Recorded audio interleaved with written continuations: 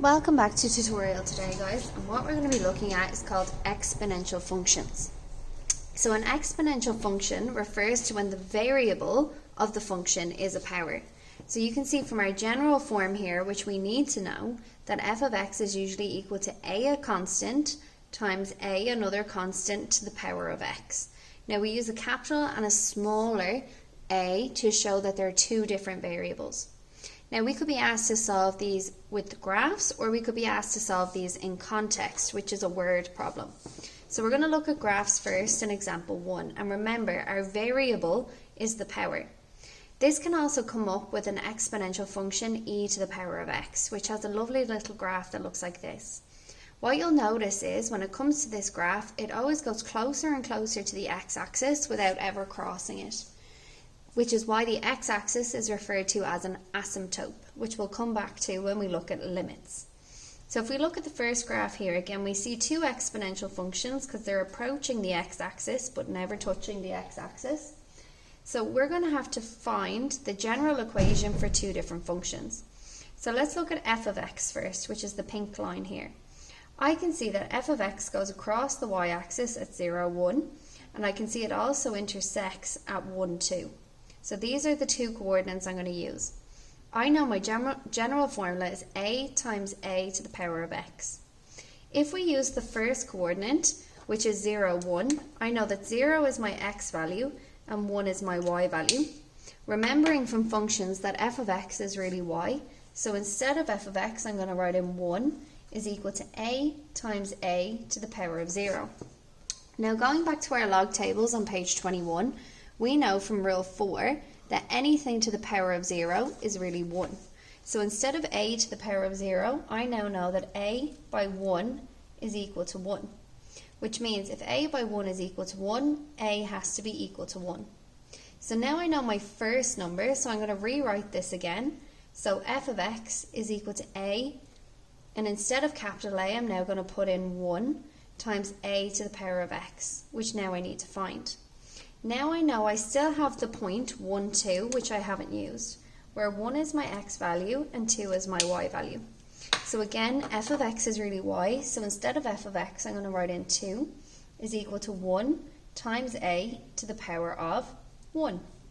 Divide both sides by 1 and we get 2 is equal to a to the power of 1, which we can either use logs or we can see straightforward. Anything to the power of 1 gives you itself, which means a has to be 2. So we can finish this part of the sum by now saying that, therefore, f of x is equal to 1 times 2 to the power of x. Now we're going to do something similar for h of x.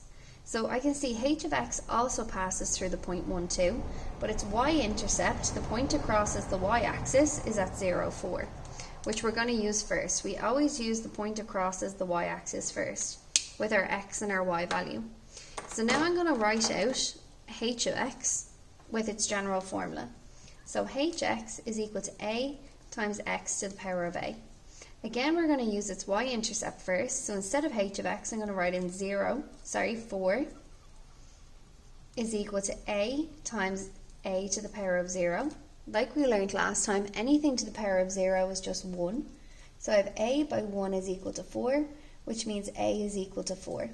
So now I'm going to rewrite my formula, but instead of a this time I'm going to use 4 times a to the power of x.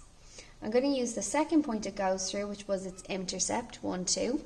Instead of h of x I'm going to put in 2, which is my y value, by 4a to the power of 1. Now I'm going to divide both sides by 4, which gives me 2 divided by 4 is really a half, is equal to a to the power of 1. Which means, again, anything to the power of 1 just gives you itself, so a has to be a half. So now I can say, therefore, h of x is equal to 4 by a half to the power of x. And that's my general function for h of x.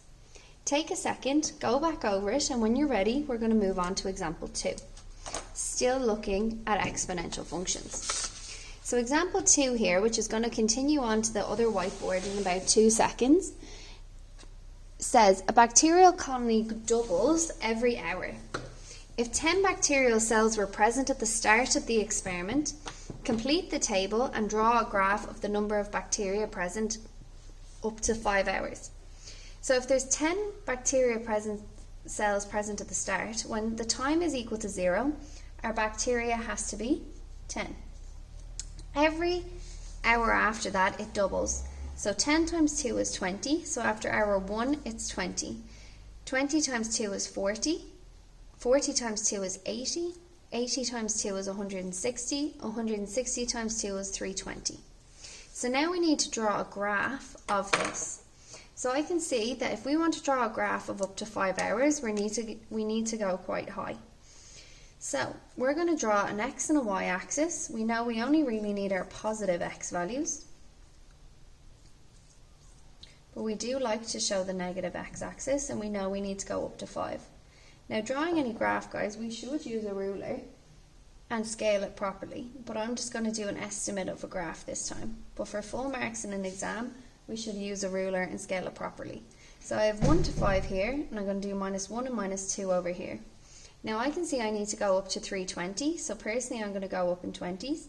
So we have 20, 40, 60, 80, 100, 120, 140, 160, 180, 200.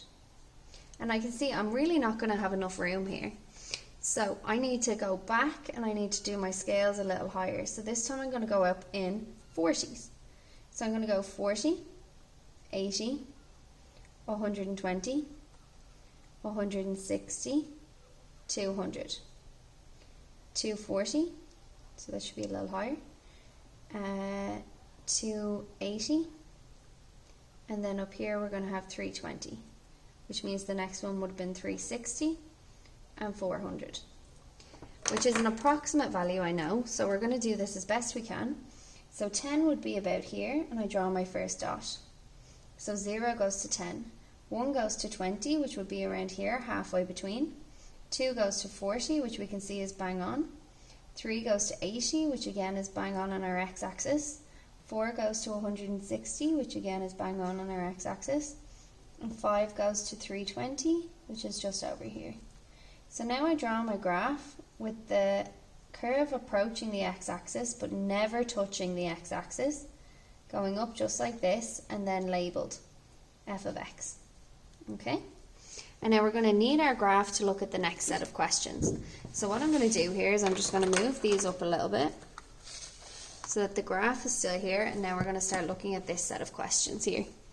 Okay, so we're going to keep moving back to the graph as we need to. It says, by how many bacteria would it have increased by the 6th hour? Well, we know that in the 5th hour that there was 320, which means double 320 in the 6th hour would give me 640.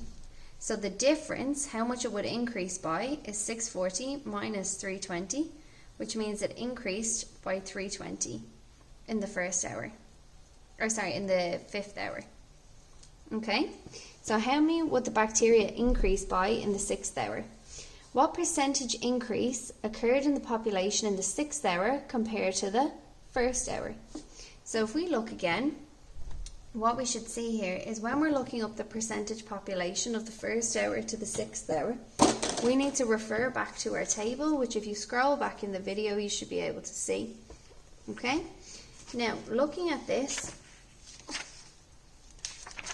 sorry guys, looking at this, we know that in the 6th hour there was 320. Referring back to our table, in the 1st hour there was 10. So we're going to put 320 of an increase over 10, which was the increase in the 1st hour, and we're going to times it by 100 over 1 to get percentage, which now I'm going to put into my calculator. So 320 divided by 10, so over 10, times 100 over 1 gives me 3,200% increase, which is quite a lot. Then it says write an expression for the size of the population n after t hours. Well, we know that our general formula is going to be n is equal to capital A by little a to the power of t, because n is our population in this case. our first coordinate where it goes across the y-axis we saw on the graph was 0, 10.